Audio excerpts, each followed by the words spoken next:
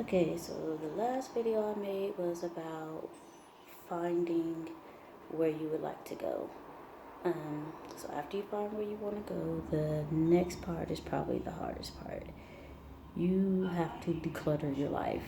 You have to remember, shipping internationally is extremely expensive, so you don't want to have a ton of stuff to take.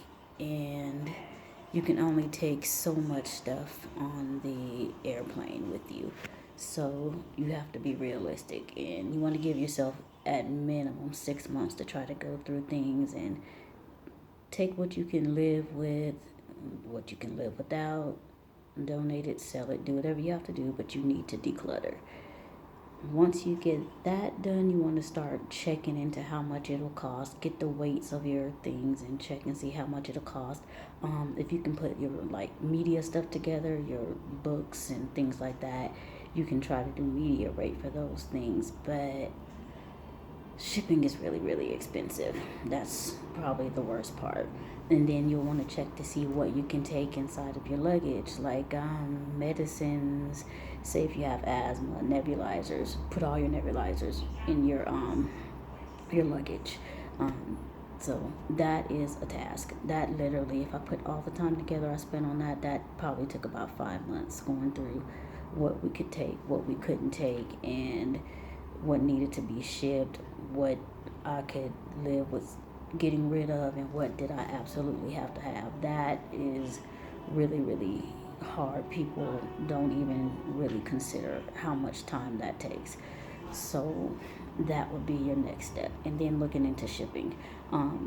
Remember, the post office does ship just about everywhere. So that is it's an option, but for certain things, UPS is a little bit cheaper.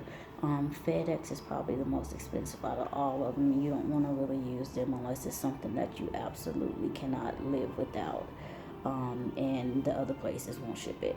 So try the post office first. Books, CDs, DVDs, those can go media rate, and that's gonna be cheap.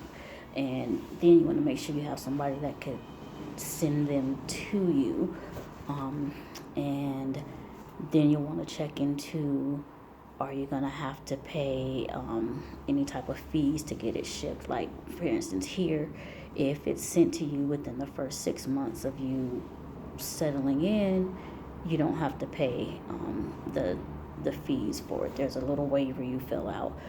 There's a couple other countries that are like that too.